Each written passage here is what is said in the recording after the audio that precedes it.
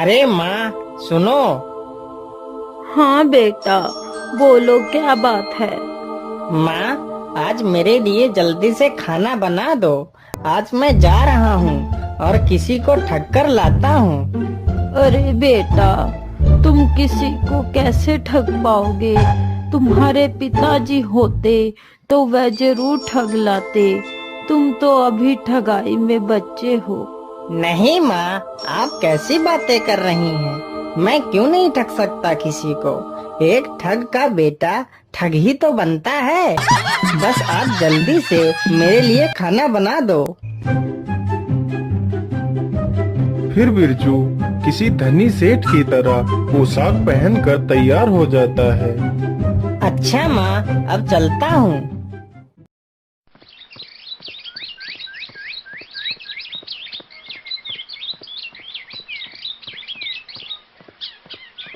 बिरजू चलते चलते एक गांव के नजदीक पहुंचता है।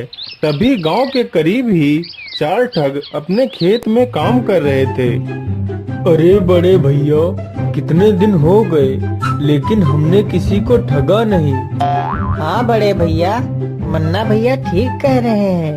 अब तो हमारे पास पैसे भी नहीं बचे हैं। जो थे वो सब खत्म हो चुके हैं। चलो भैया, आज किसी सेठ को ठगते हैं। अरे सुनो, उधर देखो, उधर कोई मुसाफिर आ रहा है। अरे हाँ, यह तो कोई धनी सेठ लग रहा है। अरे चलो चलो, इसे ही ठगते हैं। अरे भैया, इतनी कड़कती धूप में तुम कहाँ जा रहे हो? थोड़ा सा पेड़ की छांव में आराम तो कर लो और पानी वानी तो पी लो, फिर आराम से चले जाना। अरे नहीं नहीं भैया, मुझे थोड़ा सा जल्दी है, इसलिए मैं आराम नहीं कर सकता।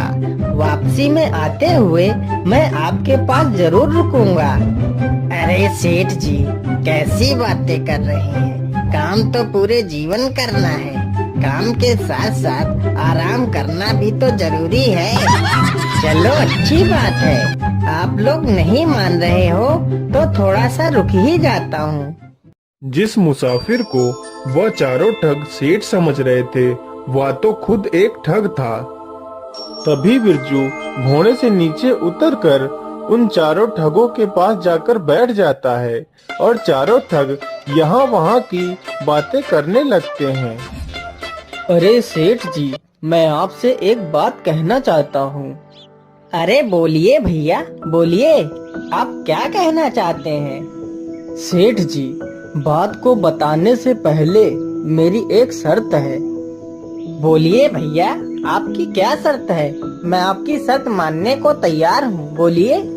सेठ जी, मेरी शर्त यही है कि अगर आप मेरी बात को सच मानोगे तो कोई बात नहीं। अगर आप मेरी बात को झूठा मानोगे तो आपको 1000 रुपए देने पड़ेंगे। ठीक है भैया, मैं तुम्हारी शर्त से सहमत हूँ। अब बताओ, तुम क्या कहना चाहते हो? सेठ जी, बात यह है कि एक बार मैं अपनी भैंस चरा रहा था और हमारे खेत में गेहूं की फसल खड़ी थी। तभी मेरी भैंस गेहूं के खेत में घुस गई और पता नहीं खेत में कहीं खो गई। हमने पूरा खेत ढूंढ लिया लेकिन भैंस कहीं नहीं मिली। फिर हमने पूरी फसल कटवा दी, भैंस फिर भी नहीं मिली। फिर मैंने उसी फसल के गेहूं चक्की में पिसवाए लेकिन भैंस फिर भी नहीं मिली। और हद तो तब हो गई जब मैंने उसी आटे की रोटी बनवाई और जैसे ही मैंने रोटी का पहला टुकड़ा तोड़ा तभी भैंस की पूंछ मेरे हाथ में आ गई। तो मैंने भैंस की पूंछ पकड़ के उसे बाहर खींचा, तब मेरी जान में जान आई। लेकिन भैया, आज तक मैंने यह बात जिससे भी बताई है उसने मेरी बात को झूठा ही बताया है। अब तुम ही बताओ, यह बात झूठी है या सच्ची है? अरे, यह तो मुझे ठगना चाहता है, लेकिन बच्चू, मैं भी ठग का बेटा हूँ। अरे हाँ भैया, कभी कभी ऐसी घटनाएं हो जाती हैं, सबके साथ हो जाती हैं। हमारे साथ खुद कई बार ऐसी घटनाएं हो गई हैं। मैं तुम्हें क्या बताऊं, आज ही हमारे साथ ऐसी घटना हो गई। अरे सेठ जी, आपके साथ ऐसी क्या घटना हो गई? अरे नहीं भैया, मैं भी अपनी बात ऐसे नहीं बताऊंगा। मेरी भी एक शर्त है। बोलिए सेठ जी, आपकी क्या शर्त है? हम आपकी शर्त मानने के लिए तैयार हैं। अरे भैया, शर्त वही है, अगर तुम लोग मेरी बात को झूठा मानोगे तो तुम चारों को 1,000 रुपए देने पड़ेंगे, और अगर सच मानोगे तो कोई बात नहीं। हाँ हाँ ठीक है, हमें तुम्हारी शर्त मंजूर है। बताओ क्या बात थी? अरे भैया, क्या बताऊं, आज जब मैं तैयार होकर सुबह काम के लिए निकलने वाला था, तभी मेरी सेठानी जी ने कुछ सुंदर पकवान बनाए थे और वो कह रही थी कि पकवान खाकर ही जाना। लेकिन मुझे काम की ज्यादा जल्दी थी तो मैं पकवान खाए बिना ही आ गया। लेकिन मेरी सेठानी जी मुझसे इतना प्रेम करती हैं कि वह पकवान लेकर मेरे पीछे पीछे यहाँ तक आ गई हैं। लेकिन सेठ जी, आपकी सेठानी जी तो कहीं नजर नहीं आ रही हैं।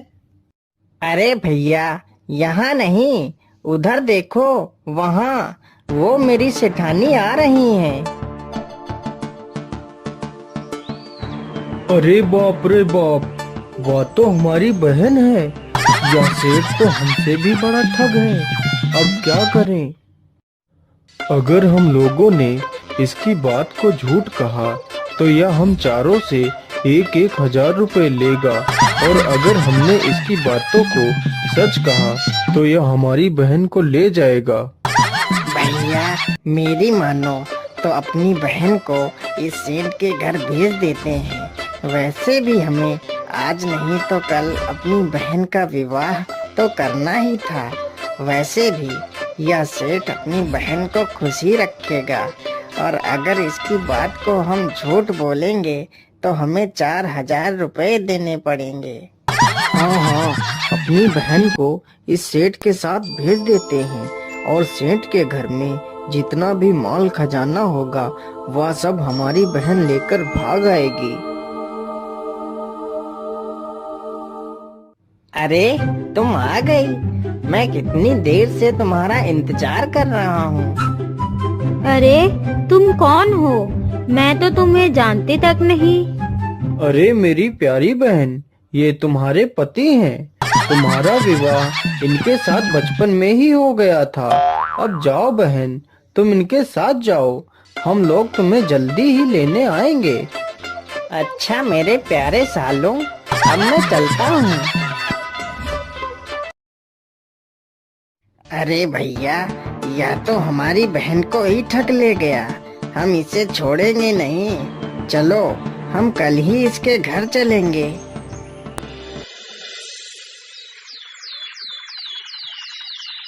अगले ही दिन चारों ठग अपनी बहन को लेने के लिए चल देते हैं। अरे भैया, आप लोग आ गए।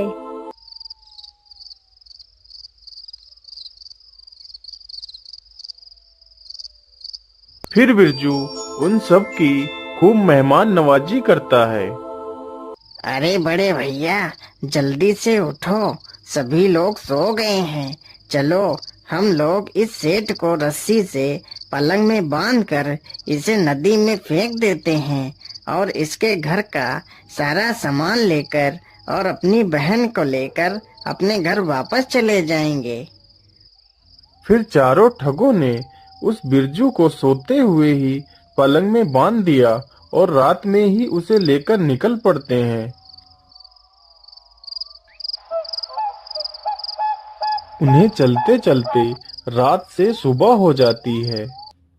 अरे भैया, मैं तो इस पहाड़ को उठाते उठाते थक गया हूँ। चलो, इसी पेड़ के नीचे थोड़ा सा आराम कर लेते हैं। फिर वे चारों पलंग को नीचे रख देते हैं और वहीं पर सो जाते हैं। तभी एक चरवाहा अपनी भैंसों को चराते चराते वहीं पर आ जाता है। अरे भैया, यह लोग आपको बांधकर कहाँ ले जा रहे हैं? क्या बताऊं भैया, ये चारों हमारे साले हैं। इनकी एक बहन का विवाह हमारे साथ हो चुका है। इनकी एक दूसरी भी बहन है, तो ये लोग उसका विवाह भी मेरे साथ करना चाहते हैं।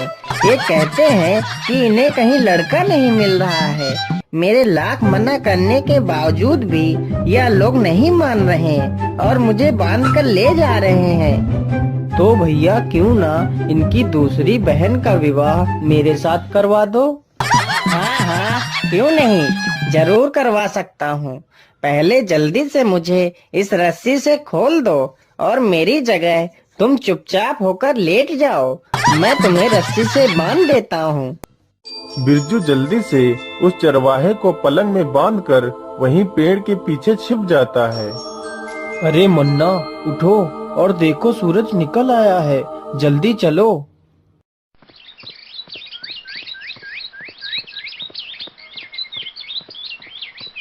फिर वह चारों उसे उठाकर नदी पर पहुंच जाते हैं। उधर बिरजू उस चरवाहे की सारी भैंसें अपने घर ले जाता है।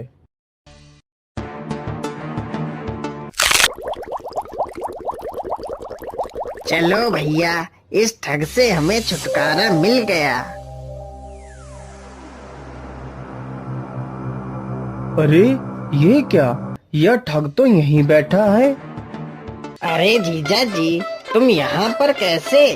और इतनी सारी भैंस तुम कहाँ से ले आए हो? अरे ये मत पूछो, तुम लोगों ने हमारे साथ बहुत अन्याय किया है। तुम लोगों ने मुझे नदी के किनारे ही फेंक दिया था। अगर थोड़ा सा और आगे गहरे पानी में फेंकते तो इससे भी ज्यादा अच्छी अच्छी भैंस पकड़ कर ले आता। अब क्या करूं? तुम लोगों ने मुझे किनारे ही फेंक दिया तो यही मिली है भैंस। अरे जीजा जी क्या बात कर रहे हो? चलो जीजा जी, मुझे भी कुछ पैसे दिला दो। हाँ जीजा जी, मुझे भी भैंसे चाहिए, चलो जल्दी। अच्छा, तो तुम लोगों को भी भैंसे चाहिए, तो चलो मेरे साथ। मैं जहाँ बोलूँ तुम लोग वहीं कूद जाना और अच्छी अच्छी भैंस पकड़कर ले आना। बिरजू उन चारों ठगों को नदी की गहरी धारा के सामने ले जाता है। अरे सुनो, तुम लोग जल्दी से इस जगह पर कूद जाओ, नहीं तो लोग तुमसे पहले ही सारी भैंसें लूट ले जाएंगे।